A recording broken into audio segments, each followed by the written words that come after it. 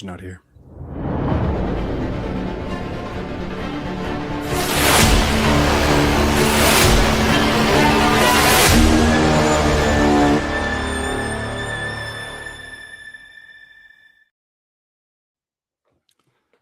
Hello and welcome back to another episode of Why So Sidious, a Nerd podcast. Joining me today are my co-hosts, David and Jeremy, and we are live on YouTube bringing you our coverage of Stranger Things Season 5, Volume 2, Chapters 5 through 7. Don't forget to check out some of our recent episodes. We did our full coverage of It, Welcome to Derry. It was a very unexpectedly great show.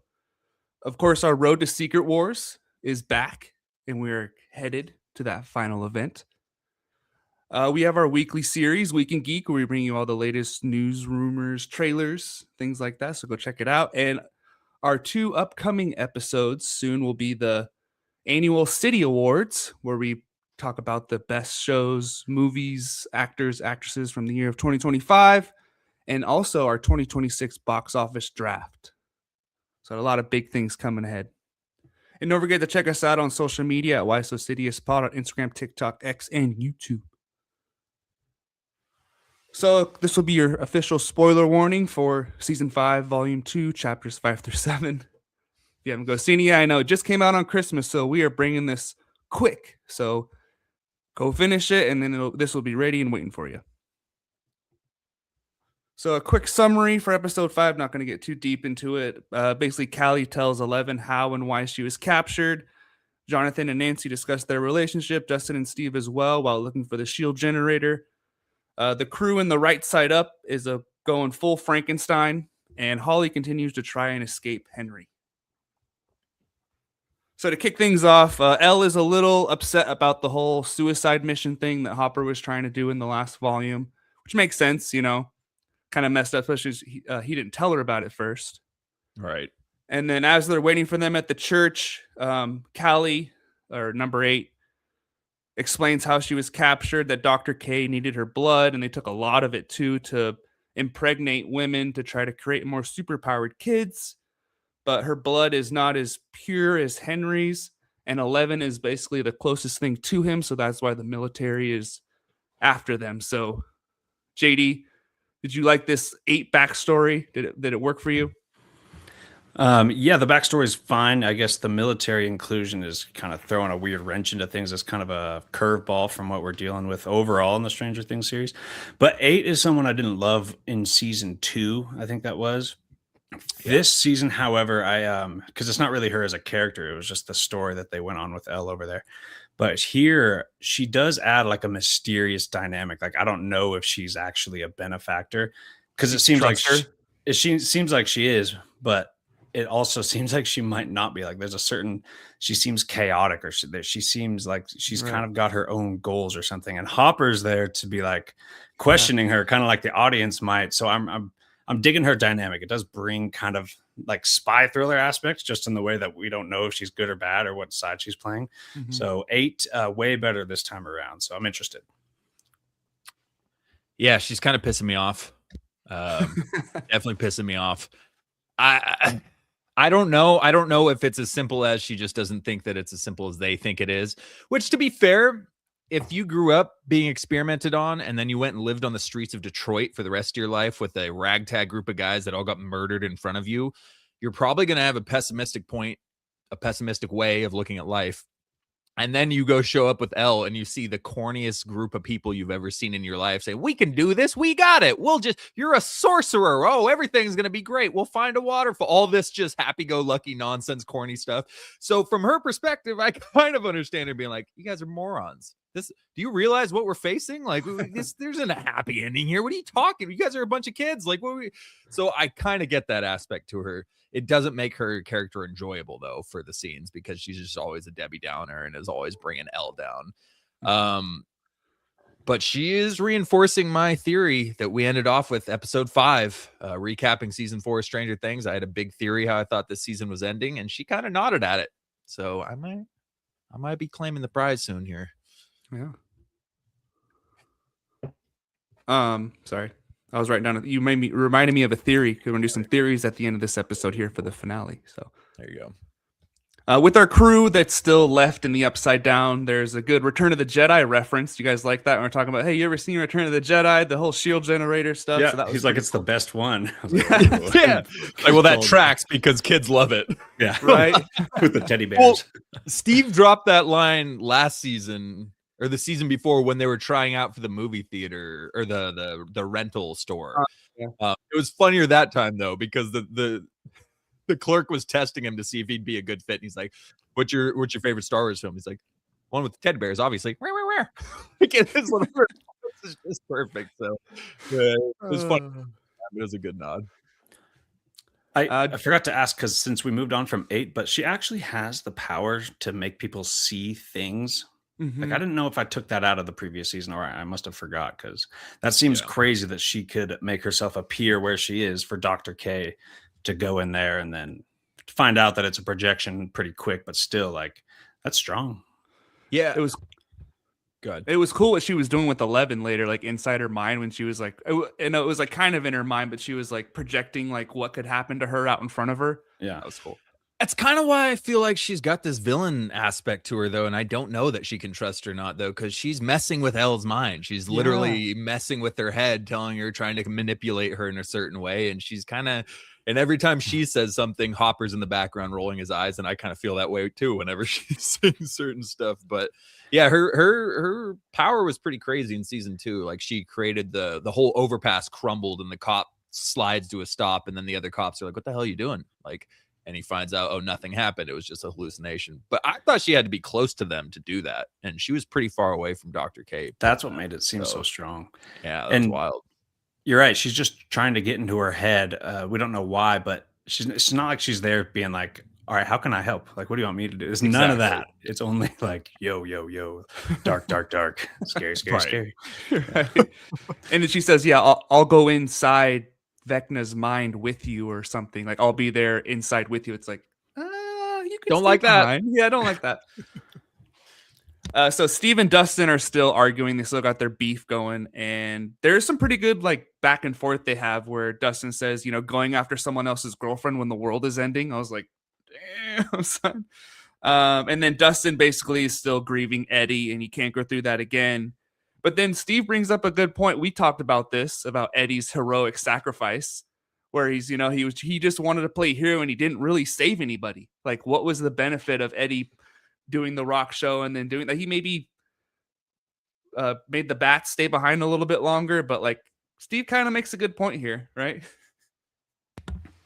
We talked about it too, like you said, right? Like we specifically were like, that didn't really. He said the quiet part out. Well, I was, I'm kind of sick of Dustin and Steve fighting, but I will say it's getting to a point where just the acting is so good that I'm not minding it anymore. The scenes themselves are captivating me anyway. Like sick of them fighting, would much rather them get along, but their scenes together have been very deep, emotional, and pretty intense. So really well done acting by both of them. So I'm fine if they're going to keep beefing, if they're going to keep it to that quality of acting. I think Dustin's the best actor out of at least the boys. Yeah, he's killed it. He's killed it this season. Gaten's been amazing. Tell me, can you hear me? I'm having a little bit of connectivity issues over here. Am I coming through all right? Dude, Steve absolutely said the quiet part out loud. That's what we've been saying this whole time. They made this huge deal about Eddie's sacrifice, and at the end of the day, it was like, was that really a sacrifice though? Like, in Dustin is obviously heartbroken. He was being a little jackass here, but I get it. He's heartbroken. That was one of his best friends, and he's now terrified of losing Steve and everybody else too. But Steve straight up called it. He's like, bro, he didn't save anybody. And Dustin's like, you saved everybody. It's like, no, bro, you were through the hole. You were already back in Hawkins. He was halfway through that hole. And then he decided to take 5 minutes to jump down, gear himself up, go outside and chase after these bats. And all that time, you guys would have been through. And the only thing that stopped the bats from killing Dustin, too, who came back because Eddie left him, they both would have been dead. But thankfully, they stopped Vecna in time. So he saved nothing there. So it was kind of nice, though, for the Duffer Brothers to acknowledge that it wasn't this amazing sacrifice that Eddie made. It was more of Eddie needing to make the decision to be the hero rather than it was more of Eddie actually being the hero there. So that was a big gripe of mine last season. And this scene with Dustin and Steve right here actually helped that a lot for me. Hey, nailed it. Yeah. And then John and Nancy find the shield generator, and this is right when Dustin finds out. He sees Dr. Brenner's journal, and if it's just if everyone will die if they destroy it, but Nancy basically says fuck it and shoots it, and that's the last we see of them in this episode. Maybe should have waited a little bit longer. Like Jonathan holds it down. He's like, should we do this? She's like, I don't know, but let's do it anyways. Like, how many times has a faulty walkie-talkie or signal like caused chaos in the Stranger Things universe? Like, it's always a walkie-talkie that's not functioning in time, and then they go and make a mistake. Right, and I guess but they were only like what 4 floors above them. They couldn't get the walkie-talkie through that. I think it's because the antenna snapped when they were fighting, which was a super annoying scene. And Steve never once actually hit Dustin, which I kind of like. That whole time Dustin's trying to beat the shit out of him, and Steve's just repressing him as much as he can, and trying to stop him, and then he takes off. But and then he finds Brenner's notebook though, which real quick though, Super Brenner random. never thought to go back and take his notebook from the Upside Down. He knows how this works. It was wild to me. He left his entire works just chilling on a desk in the Upside Down for somebody to find. Yeah, he didn't know he was going to die. Maybe, I don't know. But Steven, not Steve, Jonathan and Nancy, definitely my least favorite screen time out of all 3 episodes. I didn't really care for that. It was just really whatever. And like, I didn't even understand why the walls were gooping up and getting all gooey. Right. Didn't care. Just kind of let it go. I guess the walls are goopy right now, but they were weird. It was weird. Yeah. And then it just stopped. Right. So. Yeah. They didn't really explain that at all. So with our people in the right side up, as you want to call it, we're getting Will the Wise, and he basically explains he doesn't have powers. He just stole them from the hive mind from Vecna. Joyce going over another plan. This is also these 3 episodes. My God, the planning, this plan, then that plan. And then they all like talk over each other. And then someone says, wait, I got it. And then he says the right thing. That happened like 4 times. They're doing it over and over and over again. It's like they wanted to give the not so brainiac characters like their chance to give a cool plan. Steve and then the brother and sister, Erica and Lucas. Yeah, dude. And every time they made their plan, someone would get the screen and be like, "And then we're gonna end it all." And they'll be no more Vecna, no more Upside Down, and we'll be done with it. Like every time they had to sum up the end goal. Like once they complete, it was so annoying. It is, and it doesn't help that a lot of the planning scenes are very corny. And so every once in a while, you have one big planning heist, montage per season. It's fine. It's like, all right, whatever. It's the fun little lead up to the conclusion. But yeah, when you just keep having them do it, it's not the best writing as far as dialogue goes in these scenes. It's just kind of corny and overdone. Like you said, Love. It's like, all right, we get it. You're planning. Let's have, because the only thing that happened in this volume was the attack on the hospital as far as action sequences go. Other than that, they were just planning stuff. Like, right. So Lucas has the stupid plan. Erica has the slow plan, and they do the Frankenstein one first, which is pretty cool. I guess it was cool how it looked. But Will gets inside of Derek's mind first, and he's looking around in that like fake Vecna world, and then he gets into Henry's mind, right? Inside Vecna's mind. Yep. Yeah. And that's as where he's about to grab. As he's about to choke. As he's choking out Max, snaps his leg and kind of saves them last second. So I did like that part of it. Yeah, the last like quarter of the episode was actually really good for me. This and like the Frankenstein thing was kind of cool. I mean, that was a really fun little scene there. And then it worked out for them. And then it's really tense on the Max Hawley side too. You see Vecna's design, dude, is so cool. I'm really like every time he's on screen, more so than season 4, he just has a cool presence. I love the new design. And yeah, then Will getting into his head and screaming, run. So great way to end the scene. And that was before we learned all this extra lore about the Upside Down, which we'll get into, but the Frankenstein and Will, which so like they're saying he's a sorcerer. He's not a sorcerer. Why does he have Vecna's powers? Like, well, it's because he's gay. Ah, I think it's just the season 1 Vecna's powers. The season 1 connection that they have. I guess so. It's just like he's stealing Vecna's powers, but he's not a sorcerer. But if he's not a sorcerer, how could he steal his powers? But it's also Vecna's powers. Maybe he's letting him borrow him for some reason. But he's also Will's able to use it against Vecna, so Vecna wouldn't willingly give him the power. So it's just like the why of Will having powers is kind of iffy. Well, and we go back to the end of Volume 1 where it really genuinely felt like Vecna walked through to activate Will and then just left. Like he brought him up, he did the little thing with his head, and then he left. And that was before he brought him back and did the whole thing with Max and was like, all right, I gotta use it as a spy one more time. I need to find Max. But like, so I don't know. It's hard to tell. I still think there's an underlying motivation from Vecna that we're not aware of. Will is still being used, and I think he intentionally gave Will this access. Like, I think that's a part. There's no way that was accidental, and that's going to be the undoing of Vecna. I still have the feeling that, I mean, we'll get into it here, but I think the Mind Flayer is really still in the background of all this. Right. Well, the way the smoke kept coming out of people's mouths was a little different, and that felt like the Mind Flayer somehow, like its presence was leaving them. Yeah, it reminded me of Harry Potter. Yeah, it might not have been Mind Flayer, but it kind of looked like that. No, but that's the upside down particles, like when they burn it out of Will in season 2 or 3, whenever that is, and then that comes out of his mouth all crazy and takes off out of the cabin. And then that's what happened when they finally burned the Demogorgon so much that it killed him and fried him, and then that cloud goes out. But I'm still confused as to what that is, because I thought that was Mind Flayer particles, so I don't know where it just went up into the air there. Right. But the fact that Will was able to just snap Vecna's leg and almost do the same thing with almost little to no control or understanding of this power was kind of almost a little too much. It was like, damn, the first time you guys tried this, you almost got Vecna. You almost snapped him down, and like he had to kind of, he could self-heal, I guess. But I don't know. I think there's stuff we still are going to find out in this last 2 hours that's pretty big about Vecna.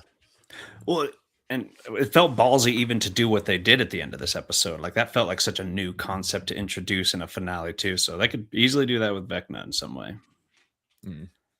Right. The way they turned it into a wormhole or whatever. Right. Which, yeah, that's a whole, that whole, it wasn't this the episode 2 where the car, because this episode kicks off, the car punctures through that hole, and all of a sudden Stranger Things went to space, and it was super weird for a second. That's the next episode, because this episode ends with them shooting the generator. Yeah, and then you don't see anything else. Yeah. And it was a tense ending, right? Like, I would be so mad if we had to wait a week for the next episode, because Dustin figured it all out. He's screaming, running up the stairs. Don't do it. Yeah. And then boom. I literally hit play onto the next episode immediately. So I didn't need to wait there. Same.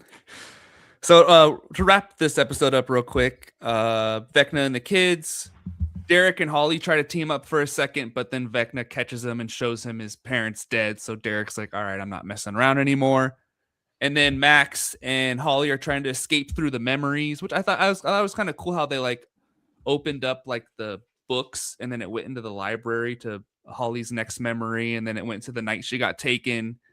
But then Vecna finds them last minute, and that's where we end up with the Will scene again. So did you guys like the memory stuff? Is that confusing to you guys, or do you like the memory traveling? I'm a little iffy on it. What? We just got somebody in the chat who just popped in and said, yo, triple vanillas, what's going on, gang? Triple vanilla. Let's go. What is going on? Sorry, go ahead, JD. It was kind of iffy. Like, I'm not a big fan of the Max Holly stuff in volume 1, let's say, but some of it was cool. Like, oh, this yellow circle is out of place, like, and they crack that and go into a whole new memory. Some of it was pretty fun.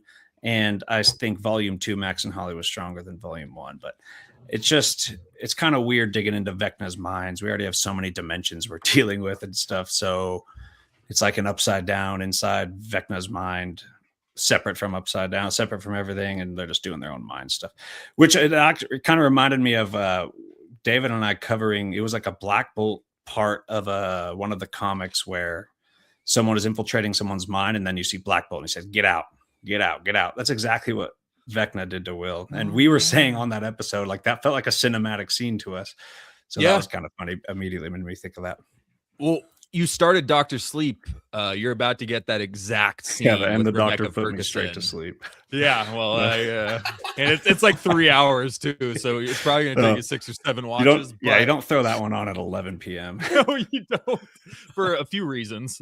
There's a couple disturbing scenes in that movie, but there's a sequence with Rebecca Ferguson where it's the same thing. Somebody's taking control of her mind, and she has to do this get out thing, and it's pretty. It's exactly like that, honestly, from Stranger Things. There, Man Steel. Yes, of course. Have you seen season 3? Of course. Sorry. Of Stranger Things? Yeah. He asked something about something about Karen Wheeler. Little NSFW. Oh no. What was the question?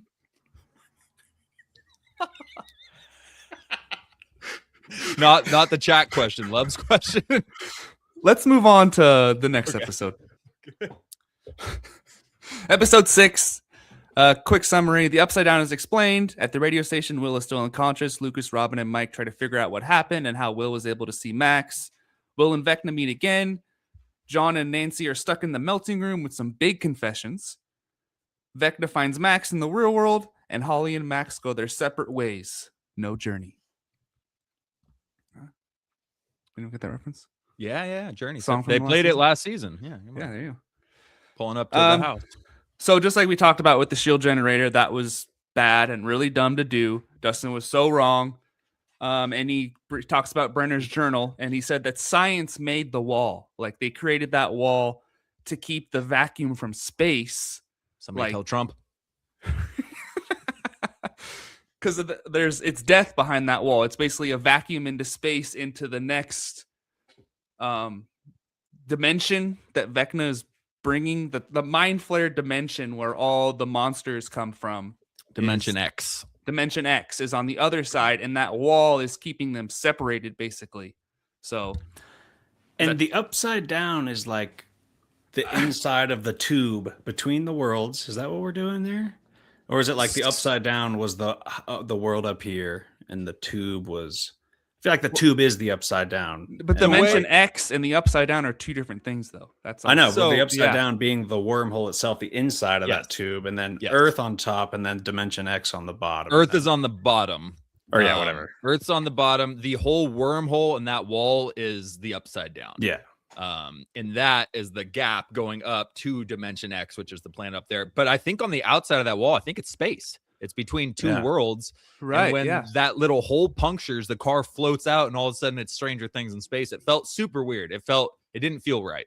Watching the scene in space with Secret Wars and all that, like Dune, maybe feel like the same show anymore. Yeah, it was odd, but it was weird. When they zoomed out and they showed that image of the wormhole, and that was pretty sick. I mean, and this is what I talked about when Volume 1 ended. JD, I think I mentioned, like, I think we're going to see a bridge thing, and it could be it's obviously not the bridge from the Fantastic Four, but the wormhole science to it and everything like that. It reminded me of a lot of Reed Richards stuff I read in the That's what I was saying. Yeah. It feels like a Hickman kind of thing going to Secret Wars. Yeah.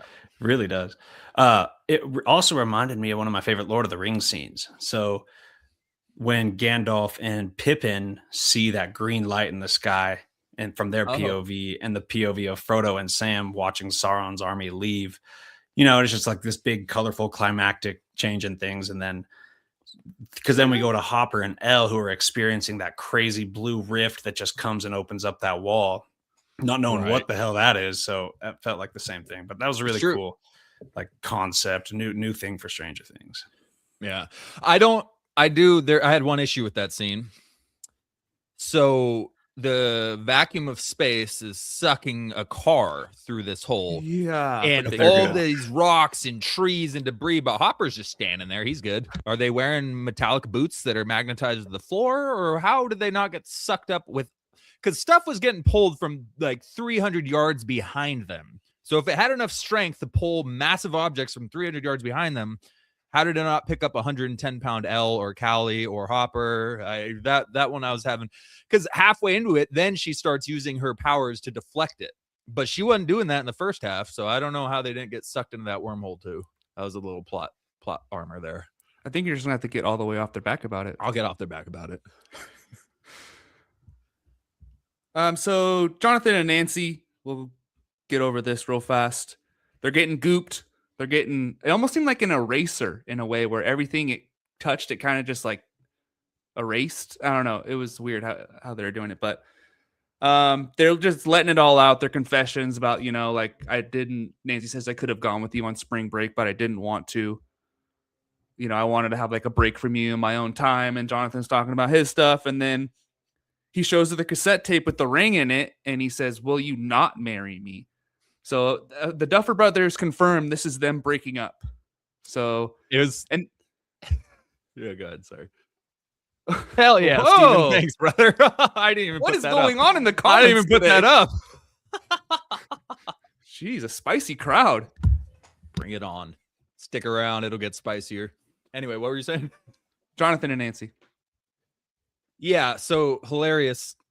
Megan was sitting next to me while I'm watching that scene. She's not really watching the show. She doesn't watch the show. So she sees random bits and the scene's kind of wrapping up. She's like, oh, they're in love. I was like, actually, I think they kind of just did the opposite. She's like, what? I was like, I'm pretty sure they just broke up right there. And she goes, oh. and then I kept seeing on social media the next day or the comments is like, well, no, they're not broken. That was them professing their love for each other and that they were going to keep working. Like so many people did not take that as it was a breakup. And so I guess hella people online are all upset that it was revealed by the Duffers. But that's what I took it as. They said unmarried and like they clearly stated that, yes, we love each other. Yes, we have shared trauma, but like that's not something to build a life on. Like we need to move on. So the first 80% of it, I was rolling my eyes, did not care, was looking at my phone. By the end of it, it was like, all right, that makes sense, like move on, yada yada. But everything around it, the stuff just freezing solid out of nowhere. It was just like, we only got an episode and a half left of this volume. I don't need Jonathan and Nancy talking about this more. So it's all right. Now we can move on. And they left the ring. They didn't even pick the ring up. So that should have been your first sign. It just sat over there. At least pawn it. Right. The diamond, brother. It's 1980. And I guess that broke a lot of the theories that, Jonathan was going to get Vecna and she was going to use the cassette to bring him back. So there goes that. Dustin kind of admits to Steve he can't go through losing a friend again. That's why he's been pushing everyone away, and they kind of kiss and make up, which is good for the rest of the show. Or they hug it out. Yeah. I like that scene. I was strong there. Scene. Yeah. Again, Gaten killed it in this scene. Like he starts panicking straight up, like Louis panicking when we're leaving the house, just full spastic, just like sputtering, just could not get a real sentence out. And then the ladder falls through right after. So Steve was about to die there. So it was nice. I don't know if I enjoyed the scene more or just was relieved. Like, okay, we're done with this garbage bickering. But Gaten killed it. Yeah. Will is still out cold, and Robin has another crazy plan. Here we go again. She says, let's pretend everything Will saw was real, and then goes through her whole thing. I don't even know if it actually comes to fruition, but basically they need to rely on Max and Holly to save humanity. Like she says, all their minds are trapped in the same place. Will, Holly, and Max. She's not really in a coma. Like Will's not really in a coma. So she goes through her all crazy plan. And then Vecna comes up to Will and says he's going to be his spy one last time. And that's when the blood starts shooting out of his eyeballs. And I will say, Vecna has a lot going on right now. He's spinning a lot of plates. He has 12 kids at home. One's ran away. Another one almost ran away. He has people in the Upside Down to worry about and his Demogorgons, and he's got Will and all the other people tied up. Like, he's got a lot going on. But did you like this Will as the spy one last time and kind of the whole situation there? For me, it kind of felt like a step back. There's a couple things in this episode that kind of felt like that temporarily, but I'm just like, we're just back with him in control of Will, or, so, and then it wasn't very important anyway. He kind of just gets right out of that and goes back home. So now what? He's just a spy again. And so like, I don't know. That was all right. Whatever. But yeah, Vecna's got a lot going on. So that one really like kind of just went over my head. Not necessarily, it's just immemorable. It doesn't feel important to the plot, but we'll see how it goes. I think Noah Schnapp, could have had a really strong season. It started with well. His performance. I don't think it's his fault. I think it's the Duffer Brothers. I think we got 3 too many scenes of Will stuttering, kind of revealing his emotions and what he's dealing with, struggling mentally with Vecna, which I get it. But they did it like 3 or 4 times, it felt like, in that episode, of different people he was talking. We just had so many emotional conversations with Will and somebody else in the last 3 or 4 episodes that it's like, okay. And then the way they ended episode 7, and it's just like, it's all about Will's feelings in these last 2 seasons or episodes, which, you know, I don't really care much for. But the whole thing with him using him to hunt down Max, I liked that. There was something else with that scene. I forgot. There was something else when Will was being captured by Vecna and all the vines around him, but it was all right. Oh, that's what it was. We learned that Will was the one who dug all those tunnels in season 2. Yeah. So Vecna had been using Will that entire time. Every time Will slept, he was controlling the vines that were digging out these tunnels, which is why he selected him, because as we talked about before, he's the creative one of the group. Will the wizard, he you know, is the artist. He constructs these campaigns, and so that's why Vecna used him to construct this massive tunnel system. So that was that part about it. That part was better, yeah, than the way I made it seem. So I forgot that was really cool. And then that you go back to that season with Will, and that's why he's so like kind of weird and right, you know, dark and somber. So it kind of makes more sense. And it would when Will closed his eyes, would it show like the tunnels being like going through? I remember, yes, like, it did. It showed, totally like, did. Someone going underground and like making tunnels. So that was the connection to Good that. call. It totally showed him doing that, but I just thought he was just traversing it in his mind. Yeah, you know? right. Yeah. No, that was good. I did like the quick scene with Joyce and Hopper where Joyce is talking about her situation with Will, about how she's like kind of maybe thinks she's been holding him back, but it's really Hopper's like thinking about 11 the whole time, and like, damn, I've probably been doing the same thing. So I did like literally what I'm doing. Yeah, that's literally what I'm doing right now and been doing. Yeah, so Hopper's kind of reverted back to his old self in a way. Like, I feel like they kind of built that trust up to where he's going back now and like holding her back because he probably doesn't want her to die. I get it, but I don't know. Yeah. So Elle goes into the tank and finds Will, rips the tentacles off. That was pretty easy. So super easy, barely an inconvenience. Yeah. Yeah, it seemed inconsequential, that whole thing. Right. But Elle, I did like how Elle said she's talking to Mike about how they can create more monsters with their blood, and she's telling Mike like, this isn't your world D&D game. Like, you don't get to write the ending. Like, you don't get to create the whole story. But he's like, this is our story. We get to do it anyway. So we'll see how that goes. Everything has been every part of their plan, like all through those seasons, has been more or less connected to D&D characters or dimensions or threats or demons. So Max and Holly, they're hiding in the cave and still hiding from Henry inside there. And then Lucas plays her song in the hospital. They're searching for the desert and they find that hole in the ground where there's that ladder going down. And there's like an old guy down there, and they think they're shooting at him at first, but they're shooting at young Henry. And maybe this was his first kill, unless he killed his parents before that. I was kind of confused as to what was going on. Yeah, so was I. Very interesting. Right. Oh, by the way, Love, what's your favorite character in Stranger Things? Ooh, that's a comment from Mohammed. My favorite character in Stranger Things. I almost wanted to say Elle, but I don't like. It's not necessarily. She's not really standing out lately. Yeah, like season 1, of course. It's probably Steve and Dustin. I feel like I want to say, Steve. Steve or Dustin, yeah. Yeah. Dave, welcome back. Yeah. Steve and Dustin, pretty cool. Who's your favorite character? Out of those two? Or in the whole show? Yeah, probably Steve.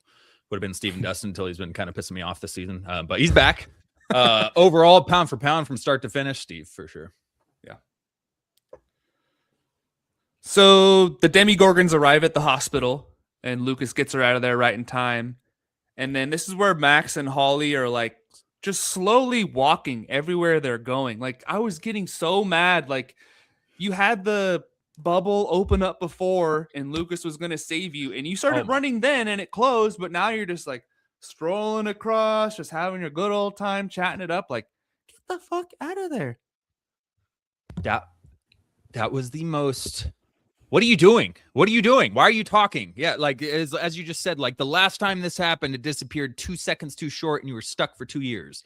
You'd think you would just run and get the hell out of there, but no, we're talking for a while. We're talking more. And the whole Max telling Holly, we're almost there. You're almost home. We're almost home. The gates open. By the way, you can't come with me. So good luck. You got this. You're going to do great, kid. It's like, whoa, hold on. That was messed up. That's kind of mess. And then they wrote the whole, all of a sudden a portal appears for Holly and it's fine. But before that, like, it was just like, you totally just let her on so you could escape. Yeah, you could have told her that earlier. That was a last minute surprise. By the way, you're by yourself from now on. She said, we are almost home multiple times. She never once said, I'm almost home. Like, yeah. And she's even like, Holly earlier was like, you said she said, you're almost home once. She's like, does that mean you're not coming with me? She's like, oh no, of course I'm coming with you. And it's like, no, at the end, it's like, no, wait, I'm going, you're staying. Oh no. We'll get to that later. We'll just keep moving. We did forget to talk about, though, before they got to that point. We had that brief interaction with them seeing a young Henry in the caves. And that doctor. No, you missed it. Oh, did I miss that? Ahead. Son of a gun. All right. Well, did you talk about the fact? So he kills that. That might be like his first kill or something. Was that the first person he killed? Yeah, and we got a hint at, again, him being a misunderstood villain with Holly's line of, why did the doctor, he was just trying to help. Why did he do that to Henry? Like, is this why Henry is the way he is? Like, so it was another hint at a misunderstood Vecna origin story there.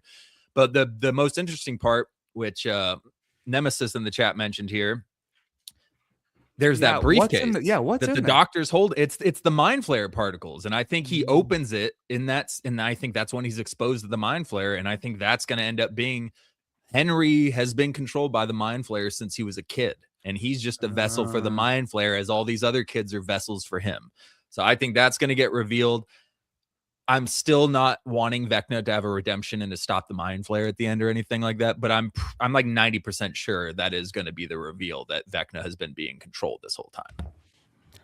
I really like that. So it's like the mind flare is the big bad, and he powered up Vecna to do his bidding. I'd love that. That'd be sick. Yep. It makes sense. He found a vessel that just popped in there one day and was like, oh, now I can get out of this desert landscape and create my own world and, yada, yada. So stuff like that'll make the rewatch in the future so much better, seeing the mind flare in season 1 and 2 again. Stuff like that. That'd be cool. Straight up. If that's the case, right? We'll see. There's a lot of Vader parallels here, so we'll see. We Karen with the save as well, and Man-Steel. Yes. MVP. That was cool. I'm still waiting for my boy Ted to come play the game, bro, and start ripping skulls. Where is he? Harvesting organs, teeth, demagogues. Dude, let's go. I half expected to see him come through another door with like an axe or something. It's again, everyone just forgot about Ted, dude. He's not showing up again. He's just gone. He's like never really been there. He's probably back at home. Sixth Sense, dude. He's been a ghost the whole time. It's gonna be the last episode. Oh no, that's right. Yeah, no, Ted didn't make it. He died in the hospital. He didn't make it through his wounds. Holy shit. And did the Demodogs really make a Scooby-Doo sound right before the bomb went off? They're like, head tilt. I was like, what the fuck was that? And there was a few plot armor things like that saved the kids. Like, there's music playing. Then the Demodogs just looked over every inch before going towards the loud music playing in the corner of the room. They also charged and 8 soldiers that had weapons on instant, but Lucas was just able to front kick one while holding Max and a speaker. He was just able to front kick one and get to the elevator. So there was a few scenes where it was like, pretty sure you're supposed to be dead right now, but that's fine. Yeah, Karen Wheeler with another MVP moment. Yeah. All right. Episode 7. So the final plan is hatched in this episode. Will's big reveal to everyone. 11 and Callie make a pact. Holly gets recaptured by Vecna, and Max wakes up. So Holly escapes her cocoon in the Upside Down, but it's like, where the hell is she? I was really confused when she got out of there because she wasn't in the Upside Down. She was like in the Dimension X, I guess. That's where Vecna's main lair Right. is. And Vecna arrives. She runs away, and she finds like a hole in the ground where you can see it looks like the Upside Down underneath. And then she just starts like skydiving. And I thought she was gonna like splat and like just cocoon off the ground for a second, because later when they're like, "Where's Holly?" and Nancy's like pretty sad, I'm like, "Oh no, she just fucking kerplatted the ground." But she I guess we're talking about it now. She's like floating in the air, and then all of a sudden, like Nancy's out there, and then just gets ripped back to Vecna's lair. So that was pretty scary, I'd say. 2 questions. One, if Vecna didn't catch her, she would have just splattered, right? She'd just be dead, right? Because they fell pretty hard when they were going through the trailer Upside Down thing, and she was going full speed. And the second question is, I'm pretty sure that's where the shield generator was located. I'm pretty sure she landed in the middle of that shield generator. So I genuinely was waiting when her eyes got wide. I thought it was about to get all red and violent and just eviscerate her, because that was the same area Nancy shot with a shotgun. Right. But apparently it was just Vecna force pulling her. But yeah, either way, I was for sure she was just dead.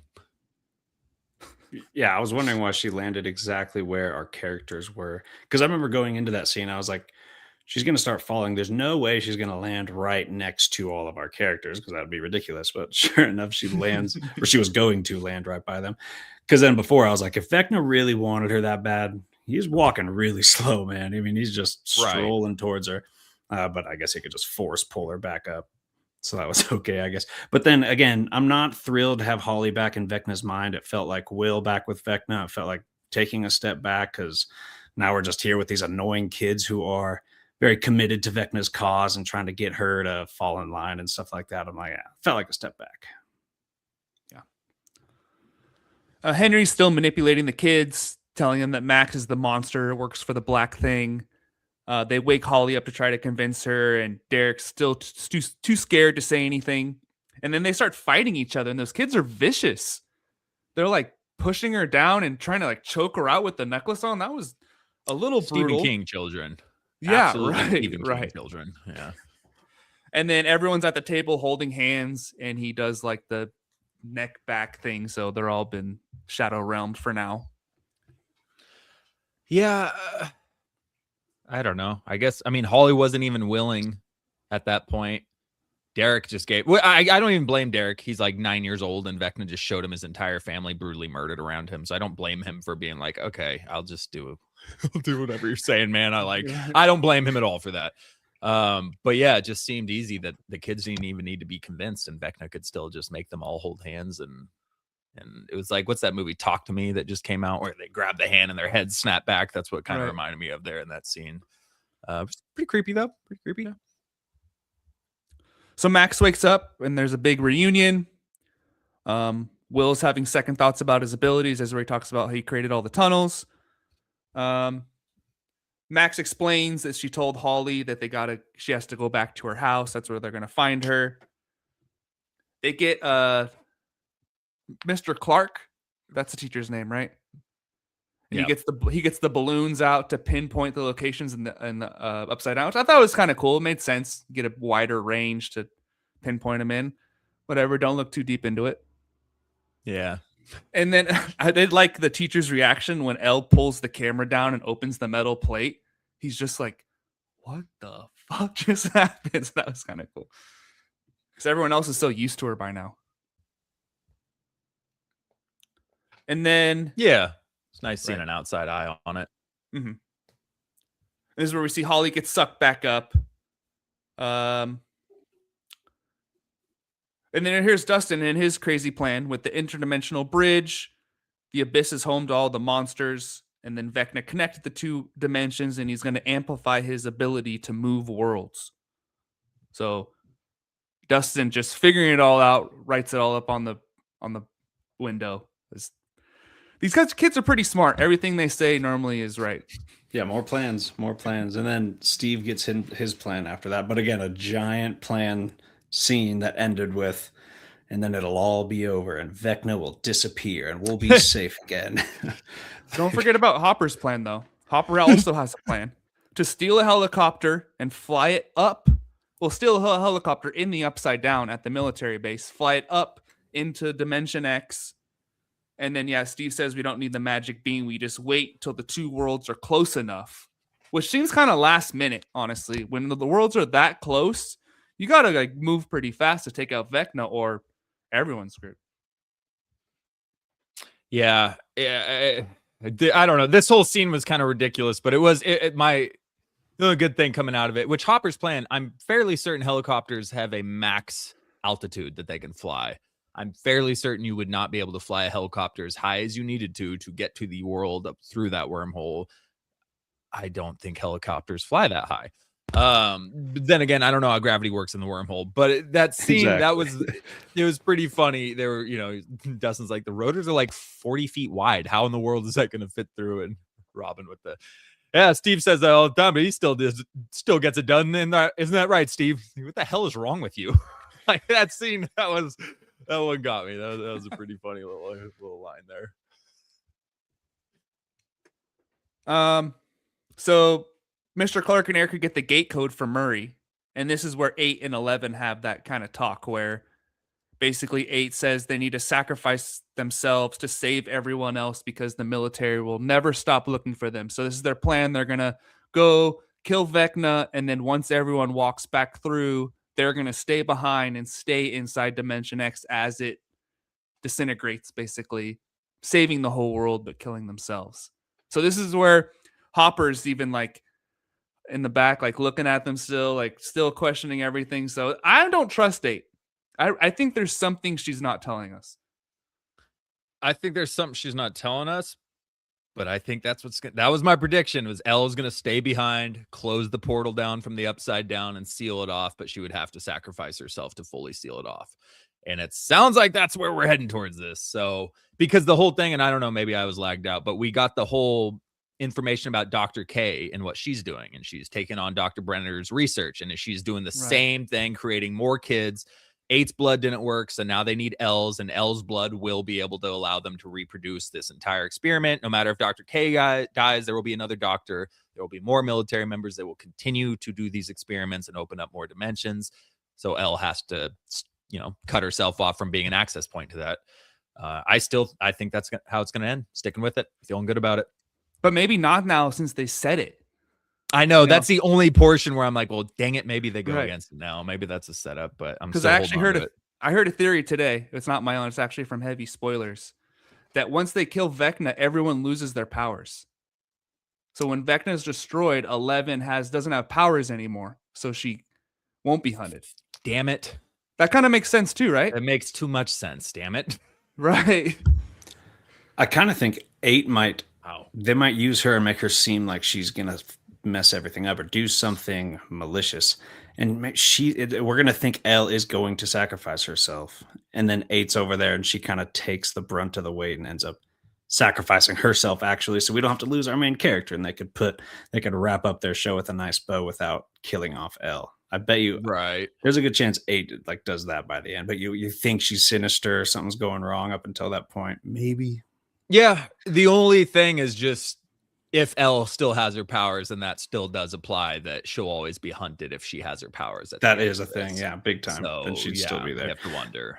But is that more like, oh yeah, because if you just defeat that military, that group of pretty much villains, right? That's like you said before, the next one will just come to use that blood anyway, or chase her down or something. Who knows? Right. So there's a higher entity that is behind this operation. All right, let's get to the big reveal of Will. So first of all, I do want to say, well, let's be delicate with this as much as possible. I think from a real world aspect, this is an important scene to have in a show. There are like kids, young adults, even adults out there who maybe don't feel comfortable with their sexuality or who they really are. So they feel like they have to hide it. So having a scene like this is important for people out there, to like have the confidence in themselves, but the world is ending and maybe this isn't the time. And also if these are really Will's best friends who they've known his entire life. They probably already know, and they've stuck with you through thick and thin, through all the crazy shit you've been through. You think they're gonna all leave you now because you're Sexual gay? preferences. Yeah, like Oh I God, don't get know. out of here. yeah, I guess Vecna showed him his future and it really scared him. But like, I don't know. I see both sides of it. So how did this come off to you? And also, this wasn't the best acting. I didn't like the really like breathy stuff he was doing. I don't know. And I guess it took 12 hours to film. Oh, I saw that too. Yeah, that's crazy. Is that? I don't know. Look. So I know it's a big moment for Noah Schnapp too. He's gay in real life, so obviously this scene meant a lot to him. And I agree with you, Leb. There are plenty of projects that have storylines told like this. Last of Us, episode 3, season 1 is my favorite episode of the season. It's not even about the Last of Us story. It's a side story. It has to do with a homosexual storyline that goes on without it, and it's told in a beautiful way. I just don't think this is the time and place for this at this point in the season, at this point of the story where this interdimensional psychic psychopath killer is coming to end the world on this day. And the only thing that's going to get them over that hump and help them defeat him is if Will tells everybody he's gay. And like that to me is like, oh, okay. Time and place. I don't think this was the time of the story or the story to be making this grandstand with an episode left with the stakes we have. And it all comes down to Will having the courage to come out as gay. It's like it was done. Yeah, it was done tastefully. It was done well, but in the time and the way at the point of the story they did it, it was just like, so really the only thing that's going to overcome Vecna is Will accepting himself as gay. That's the only thing that will stop the world from ending is Will being okay with himself being gay. Okay. All right. I guess that's what we're doing. But it was done in a tasteful way. It was a nice touching moment. I would have much rather preferred they did this in another earlier season, and it wasn't the deciding factor of whether he could defeat Vecna or not if he told people he was gay. It's my take. Yeah, that's fair. That's fair. JD, do you want to touch this? Well, I was okay with it. I didn't have a problem with it. I didn't, it was okay. But I thought his acting was actually pretty solid. He was a little dramatic, little like, I didn't mind that. Yeah. But Noah Schnapp, I think, really came into his character here. So just acting wise, it was solid. But yeah, it does feel totally unimportant to what's going on as far as a finale. As far as keeping it together, I kind of, the sentiment behind that is okay enough for me. Like, so we're out in the open. Everyone's fully honest and genuine. Everyone knows what's up, I guess. But that's all right. And maybe it's because it was obviously coming for a while. Season 2, we already started getting the hints at it and whatnot. So I don't know. This being the thing that'll take down Vecna. And so Ella in the chat saying, I think he did it because Vecna was holding over him. He was afraid, but now he isn't. So Vecna can't get in his mind anymore. And that is one aspect for sure. But that can't be the only thing he's afraid of. Everybody has fears that Vecna is able to manipulate, and it can't be just the homosexual secret. And we had the same thing with Richie in the It movies. They didn't play into it quite as heavy.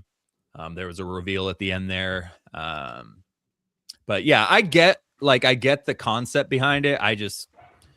To me, as far as the timing goes in the plot, it's like, that doesn't seem like the most important thing in the world right now, but all right. Yeah. He had a crush on Mike too. The crush on Mike part was kind of funny where Mike looked over like, whoa, like, damn. Wait, what? And they're all Steve Martin fans, and we love Steve Martin here at the Why So Sidious podcast, so we can agree there.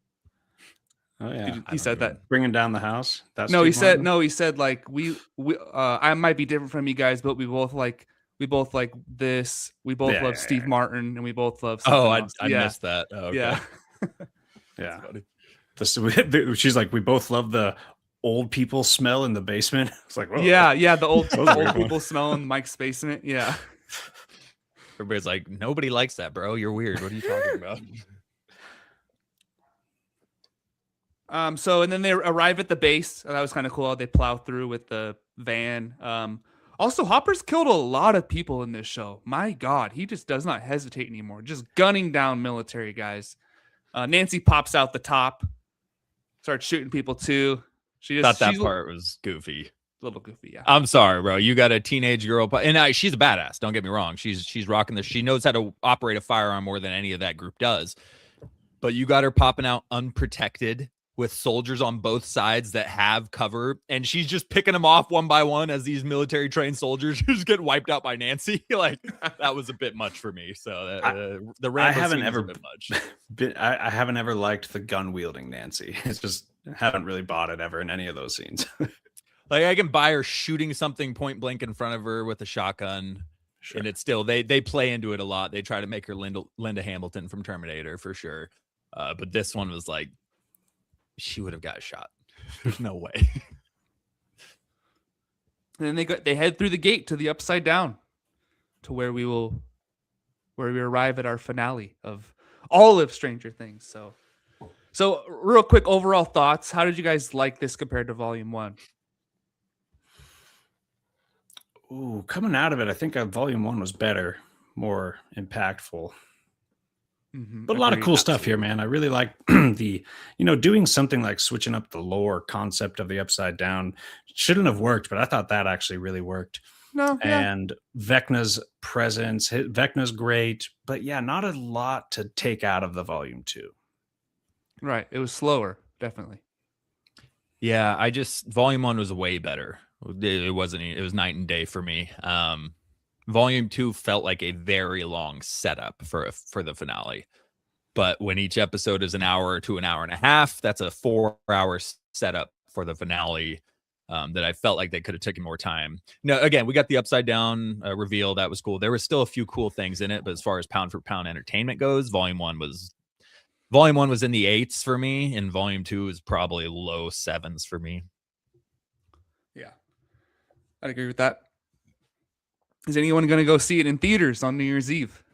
Oh, I really want to, but I doubt it because I got a little bit of a hectic lifestyle. Just because 3 kids and a 4th coming. Whoa. What? Go. Oh, yeah. No, I knew that. What the... I don't know why on I the just reacted podcast, that though. way. I just learned somebody else was expected. So for a second there, I was like, oh, that's news. That's funny. It Yeah, comes I out on don't think I'm Netflix same day? Right? Yeah, Same day, same time. Oh, yeah. Yeah. Probably So not. I don't then. think I'm going. Yeah. Might Me have to neither. save that $40. I would go if Right. there was an earlier showing, but I think the first showings are at 6:00, so it comes out the same time as Netflix. If there was like a New Year's matinee, Day. There's New Year's oh, things, Yeah. too. But yeah, I just don't think I'm gonna make it. So, Ooh. who do you think's going to die? There you go.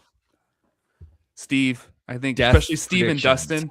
Dude, that's what I was Steve and going Dustin to are like, say. if you die, I die. Yeah, Like, if we're you fall, doing I this fall. together. Yeah, I was like, Is that's felt so foreshadowy, and now. like one of them has to go out. I don't think both of them actually, but one of them. Yeah.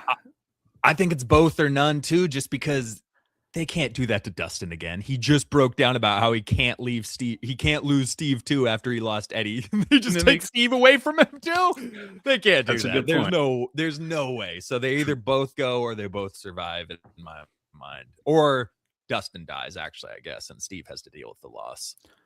That'd be pretty brutal. But With Jonathan breaking up and Nancy and them breaking up, do you think that makes it more likely or less likely that Jonathan dies? More, I'd say. Because I thought it was like the death was gonna pick the boy for Nancy. I think Um, Nancy's gonna die, actually. Oh, She said I feel like Steve's the got they it don't leaders have are the figured safe. balls. out. They don't have the balls, dude. She has nothing figured out. She has her peaceful ending with Jonathan there. She just said she doesn't want to be with Steve. I think maybe she goes out. I think maybe we lose Nancy. Hopper. Yeah, Hopper. Hopper for sure. Hopper's dying. I don't know. Elle. I'm not gonna I'm go going with Elle. Hopper yet. Elle's gone. Yeah, Elle's Elle not seems dying. likely. That was my theory that we ended last season with. I'm sticking to it. Elle's dying. Just for the happy ending, I'm gonna put like 8 Dustin and Steve above Elle, and then Hopper. and I would then do I don't 8. have Hopper. I'd go Elle and then Hopper maybe below that because I think maybe Okay. well it depends because if Elle dies, she doesn't need a dad. Maybe they both die, but I don't think Hopper dies and Elle survives. It's kind of one of those Steve Dustin things. Yeah. I could see Elle dying, Hopper sticking around, or 8 dying. Dustin No, and Hopper Steve. can't lose another daughter, though. That's another thing. He can't lose a second Oh. daughter. Maybe okay. They Wow, both die. that's a good point. Maybe Elle's that's- dying. So if he can't lose the daughter, Hopper's dying too. You're just stuck to this. I think it's Hopper 8 and Jonathan. I'll say that. Yeah, 8 don't matter. She's gonna die Yeah. for sure. Yeah. But I know, and nobody's gonna care except Elle. But I mean, seriously, all she's done is piss people off at this point. So, Right. Yeah. Outside of that, death predictions. I mean, Vecna, obviously. No, Mike, Will, Lucas. You think they're I all think safe? Mike and Will survive. I think maybe Lucas dies. I could see a Lucas death coming. Oh, but Max? also- No, With not Dustin. after all that. right. But also with Dustin, he got his ass kicked. So after all that too, like he's been going down all this dark stuff, just wrecked by these dudes. Then you kill him off. I don't know. He might Jonathan actually and make a Nancy. sacrifice that Eddie Right, didn't, that's what I and thought, Dustin too. They would- actually makes a meaningful sacrifice. Since they were talking about it, do something that really saves people, and they do it together. Or shoot, no, that's Steve. It's going to be Steve because the whole relationship between Steve and Dustin and Eddie made a sacrifice that didn't actually, and now Steve's going to be the one to make a sacrifice that does save everybody. Oh God, I don't want to watch Dustin. But then you I don't just know. I'm lost going back Steve- and then you forth. did I that to know. Dustin I again. just contradicted my first prediction. So that I'm sticking with Elle. I'm sticking with Hopper. And Joyce, let's kill her. Oh, not when the Out of rider, left dude. field. She almost died in volume 1. I thought she was done. I thought Will was going to watch her die as the Demogorgon. He almost died 4 times in volume 4 or Yeah. season 4. No, my most Russia. confident predictions is Hopper and Elle both die, and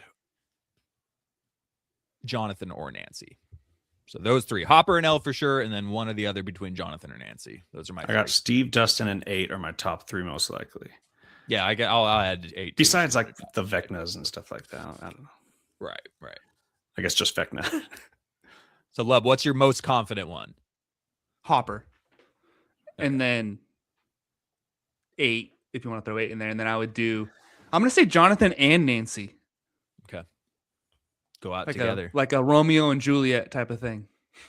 I can see that. All right. Well, that wraps it up for our coverage. And if you guys want to stay here on YouTube, we'll be doing a little Week in Geek right afterwards. Yes, Dave? Sorry, I wanted to throw out one more thing before the next episode came because I think this is going to happen.